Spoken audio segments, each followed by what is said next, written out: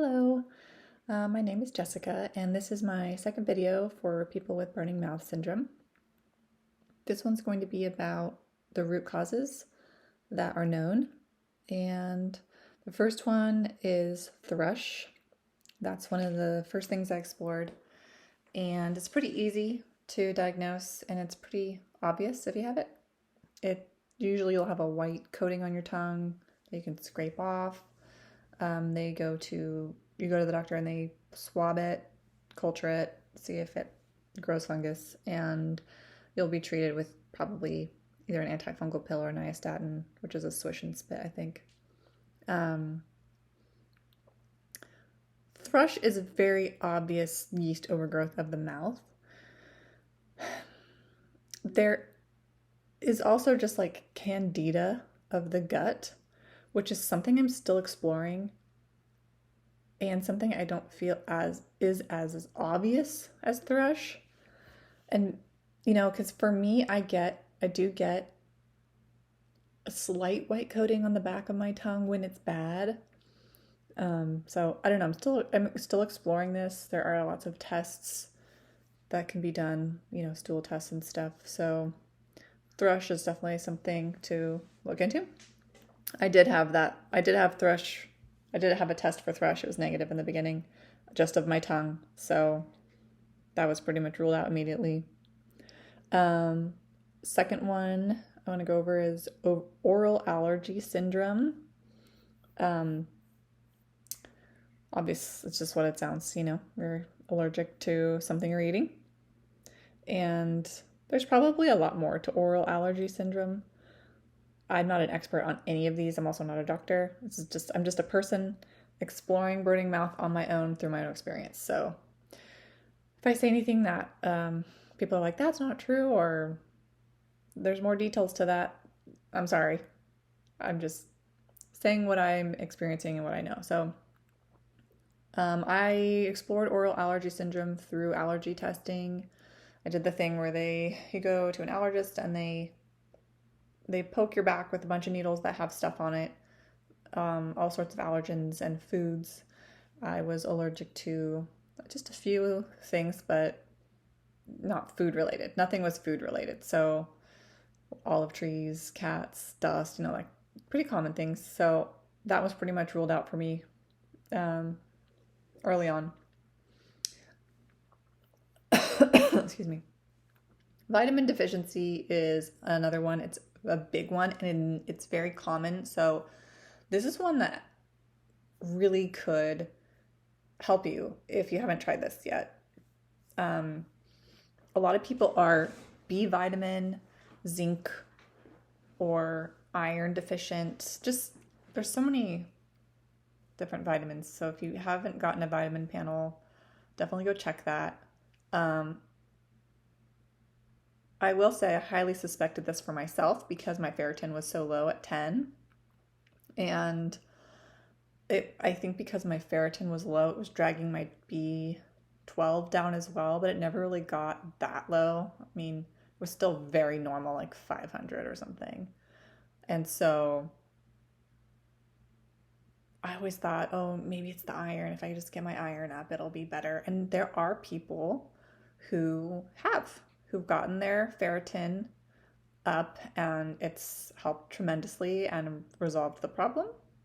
And the B vitamins, that's a huge one. People say like it cured them. So if you haven't tried B vitamins, definitely try that because they're water soluble, so you can't really overdose on them. Aside from B6, be really careful taking mega doses of B6 as it can be neurotoxic and cause a lot of neurological symptoms. So just watch out for the B6. Don't overdo it with B6. I kind of try and tend to stay away from it because you get a lot of it through your food. So, but B12, you can take a lot of B12 and it will be fine. So that's something to experiment with without even testing. You can just take B12 and see how you do with that. I will say that with B12, there are people who have, I think it's called pernicious anemia. I'm saying it wrong. but it's where, I think it's where your body doesn't absorb or utilize B12, something like that. There is a test for it. I took it. Don't have that. So just definitely something to explore. Unfortunately for me, I did get my iron up to around the 40s, my ferritin up to around the 40 level mark. It didn't make any difference. I did take a lot of B12 vitamins and different B vitamins. I even got the IV drip vitamins to see if my stomach was just not absorbing them, if I could just, not iron, but like B vitamins and zinc and magnesium and all that, to see if that would make a difference. I even did like I was in some kind of medical trial for like injectable or IV drip glutathione. None of that made a difference for me. So I don't think mine was ever vitamin related, but so many people, I would say like, I feel like 20% of people that I've seen on Facebook groups like get relief from resolving their vitamin deficiency. Like, what an amazing thing for those people who have that simple version of running mouth that can get the relief that they need. So explore that. Oh gosh, there was something else I wanted to say about the B vitamins. Against anemia. I think for those people with that type of anemia, they can do injectable B12, get B12 shots, and I don't know, maybe it'll come to me later. Okay, so the next one is hormones. A lot of people in perimenopause and menopause experience dips in hormones, and that can be one of the causes. A lot of people get, I shouldn't say a lot, there are some people who get relief from hormone replacement therapy. I think that you've got to be pretty sure that's your problem. You don't want to kind of experiment with that stuff unless you're sure. So I think that I know there is hormone testing. So I did that. I had the whole hormone panel, and you have to do it at a specific time in your cycle. And I was very, I made sure that I did it exactly when they told me to, specific days of your cycle and all that to get accurate numbers. And they were all normal, of course. Still something I may go back and explore again, but it was something that I felt if my hormones were normal, then I didn't really want to try anything new at that time when it was really bad, because I was just, I don't know. It ruled that out for me. Now I am 39, so just to give you an idea, I do feel like I have been experiencing some perimenopausal symptoms, like, insomnia and anxiety, but I don't know that they're related to hormones. It could be related to my gut, because I have had gut issues and all the hormones and stuff are made in the gut. But that being said, I am about to start a trial of the mini pill birth control to see if that does help make a difference for me. So I'll let you know how that goes. It's the one I'm going to try is Nextstellis. So I'm trying that in a couple months. Okay, so along with hormones, one of the things that happens when you do have hormone issues, and not only if you have hormone issues, but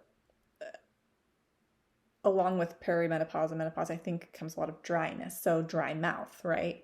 So my burning mouth was, I had severe dry mouth in the beginning of my burning mouth. Now, for me now, which is like 3-ish years later, I have no dry mouth at all. Zero dry mouth. Like, it's totally normal. So that's nice. But when I did have dry mouth, one of the things I used and helped me so tremendously is this called Xylamelts dry mouth. They're like little,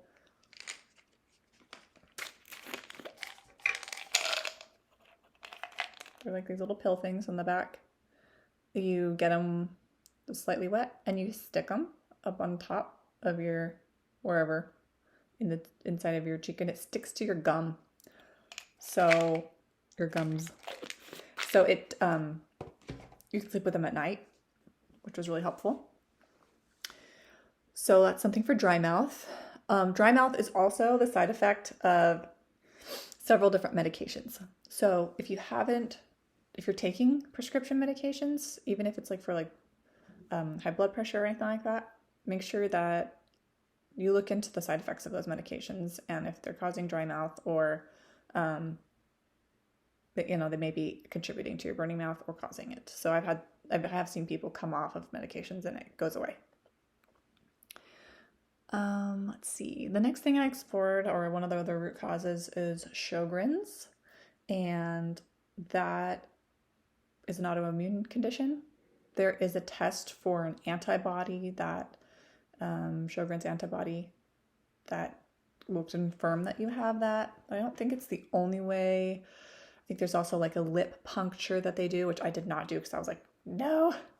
I think that the people with Sjogren's, they do offer them, what's the prescription medication? It's like it makes you have a lot more saliva. Oh gosh, what's the name of it? Pilocarpine. So there are people who try pilocarpine if they have Sjogren's, or even if you don't have that, if you have dry mouth, that's something that you can try, is the pilocarpine. And they also did an eye test. They like tested the tears in my eyes, and they said that the tears were really inflammatory, probably because my eyes were dry as well. So, but I never got confirmed to have Sjogren's. I did not have the antibody, and the eye doctor said, no, it's not what's going on. So, okay, this is a really big one, and one I'm still exploring. Oral habits. So, I just have to share this story because I'm still really excited about it. I just learned about it. She's not a friend, but like somebody, you start to get to know people on Facebook groups, their stories. And I remember there was this girl on one of the Facebook groups and she just suffered terribly for years.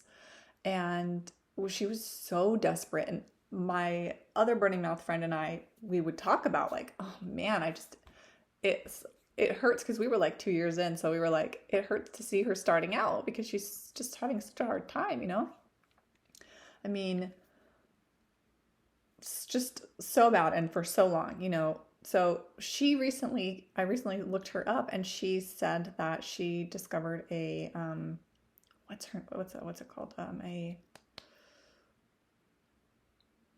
dental hygienist that said, I think it was a dental hygienist that said that the reason that people have burning mouth is because at first you have something that triggers a mouth event, okay? A lot of people get triggered by dental procedures or like my dry mouth event or whatever. And that creates a lot of anxiety and the whole process. And what happens is you develop this habit of pressing your tongue against the top of your teeth really hard, right? And that will wear down the kind of like the nerve endings of your tongue and make it extra sensitive. And so she said that she gets those boiling mouth guards where you boil them and you boil and bite mouth guards and wear all the time. And she said she did this for about 6 to 8 months, and it went from like a 10 to like a 1. And now she's like living her life again because it just needs like any kind of wound. If you keep pushing it or poking it or whatever, the constant contact of your teeth, it's never going to really heal. So I just ordered the boil and bite mouth guards. So I'm going to try that. I do have a mouth guard because I have TMJ pretty bad, where my jaw locks closed. And so I have a hard mouth guard that keeps it open, but the edge in the inside, the cutout from my roof of my mouth, is so sharp that when I tried wearing that for like 3 days, it just ended up making it worse because instead of pushing it against my teeth, I ended up pushing it against that cutout and it just made it worse. So I'm going to try the boil and bite and see how that works. But I mean, for anybody who has primary burning mouth or who's really gone through the gamut of things, that is such a thing to try. I know that you probably know a mouth guard helps because a lot of people talk about mouth guards and how, um, what are those bracelets? Those Invisalign, how that's changed their life. Um, but you probably haven't tried it to the extent where you wear it every single day for several months, or maybe you have, but I'm going to try that. So that's my next thing. I'm excited to try it. Um, so that kind of leads to the next cause, which can be nerve involvement. If there's, some people have what's called trigeminal neuralgia, and some people say burning mouth is a type of trigeminal neuralgia, which is facial nerve pain, myofascial pain, and also involvement with the glossopharyngeal nerve. This is always something that I wondered about for myself. Did COVID attack my nerves, my nervous system, because I had lost my taste and my smell? Was there some sort of nerve involvement? Some people say that there's involvement with the neck and the nerves there. I mean, I really feel like there's really no way to test or know that, unfortunately. I do notice sometimes I take gabapentin to help me with sleep and with triggering my appetite because I have gut issues. So sometimes I get like a gastroparesis. So like I need to stimulate hunger, and that's a nerve medication. So I do notice when I start taking that it helps my mouth pain. But then what happens with gabapentin is like you'll get used to it. So I try not to take that every day. I just take it when I need it. But I do notice that helps. I don't know if it's just because it's like a pain relief, like a Tylenol would help with pain, or if it does say that there is some nerve involvement or not. I don't know. But it's just interesting. Other causes can be disease like diabetes or hypothyroidism. Those are things I've looked into. And the last two are kind of where I'm at with mine right now, which is exploring mind-body pain. And I know that sounds a little bit crazy, but there is just growing research out there about how the brain kind of causes and is responsible for a lot of pain, a lot of chronic pain. That, of course, as humans, we have acute pain, but that the brain can do what's kind of considered like creating a habit, like making pain a habit. And it's like it's stuck in the rut, in the track of the pain, just making it habitual. And so there are people who've done like brain retraining, but there's also other methods that I think are so fascinating, and I'm super sucked into that idea. There are, if you look up Nicole Sachs, her last name is Sachs. Also Alan Gordon, he has a book called The Way Out, and it's all about how to get out of the pain habit and to break your pains, or break that that loop that your brain has created. So very fascinating. I could say so much about that, but I'm trying to keep this just to the possible root causes. The last one, and one that I am stuck on and still working through, is the possibility of it being something like reflux, LPR, or dysbiosis. I ruled out that I had a hiatal hernia, although I've heard that doesn't really matter. It's just sort of an incidental finding. It doesn't really mean that you will have symptoms or not. There are people who have hiatal hernias out there that don't have any symptoms. So through my endoscopy, I ruled that out. LPR is silent reflux, so just like, gases coming up versus like actual acid or GERD. The thing is, for me, is I've tried omeprazole, I've tried Pepcid, I've tried a lot of those things, and that was never the answer. It was never like I took it and went, oh my gosh, I feel so much better. No. So I don't know, I've gone down the rabbit hole with this one because I have gut issues, and I definitely know there is a connection between my gut and my mouth. So I've explored SIBO. SIBO It's this condition where there's bacteria in your gut, good bacteria actually, that have just climbed up higher into the small intestines, and they're producing gases that they're supposed to be producing lower in the colon.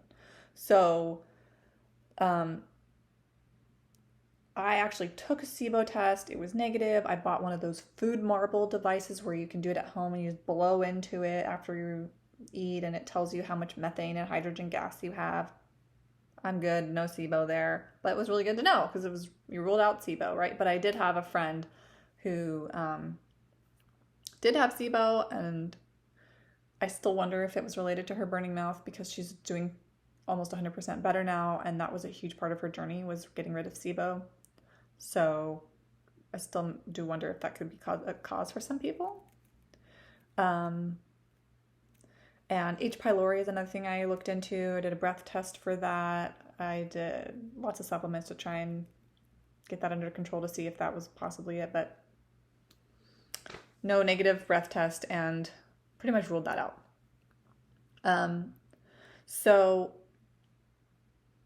There's another one I want to mention, which is MCAS, which is, what does that stand for? Maybe I can look it up. Mast cell activation syndrome. Yeah, in case that was another thing I explored. So that's when your body's producing too much histamine, I believe, for whatever reason. And that was another thing that my SIBO burning mouth friend had, was MCAS for sure. She was getting all these rashes and weird things that were happening. So she was able to get that under control as well through low dose naltrexone, something that I am taking and does help. So I take 4.5 milligrams of low dose naltrexone. I've been taking that for like a year and a half, maybe 2 years. Helps with a lot of autoimmune stuff too. It's pretty good. It's not a fix-all, but I think it's helped because I'm obviously doing better than I was when this started. So back to the dysbiosis. That is something I'm currently exploring. My burning mouth friend who had MCAS and SIBO also had, I don't know if it would be considered dysbiosis, but we both did GI maps. GI map is a test that you can take that looks at the bacteria in your gut through your stool, a stool test. We both had high strep, high staph, high other things, and low good bacteria. She had high good bacteria because she had SIBO. I had low good bacteria. So I had high bad bugs, low good bugs. And I did another test a year later. Still had, I think I got rid of staph, but I still had strep. Still had, I did a little bit more good bugs, but it was better, but not great still. But I did hear that the GI map tests are not quite as accurate. They're kind of outdated. So the new one that I'm trying is called Biome FX. So I'll be trying that. And no, I'm sorry, I'm getting a little off topic and it's already at 23 minutes. But I did want to just go over those root causes. So maybe the next video I will do is different tests and different drugs that people take. I don't know. I'll have to think about what the next one should be. If you do watch this and you're interested, maybe put a comment if there's anything else you're interested in. Okay, so I just wanted to end this with, I talked in my first video about some products. This is the ginger juice drink mix. This is the licorice tea. These are the ginger candies that I used. I really don't use anything anymore. I don't use gum or candy or anything. I don't need it. So it's really nice to not need anything. But in the beginning, I was like, anything. Again, the xylem melts. You can use these during the day too. Brushing my teeth. Crest Pro Health Sensitive and Gum is my go-to. Okay, I think I'm going to end this here. And like I said, if you have any questions, comment in the comment section and I'll maybe try and make a video about that if I can. And I will be just continuing to make videos as I go down my journey. So I'll let you know how the mouth guard thing goes, how the biomethx test turns out. Yeah. All right. You're going to feel better. Time will help. Try and find hope where you can, because you're going to get there. It sucks in the beginning, man. It sucks so bad, but it will get better. No matter what, it's going to get better. Okay? All right. See you.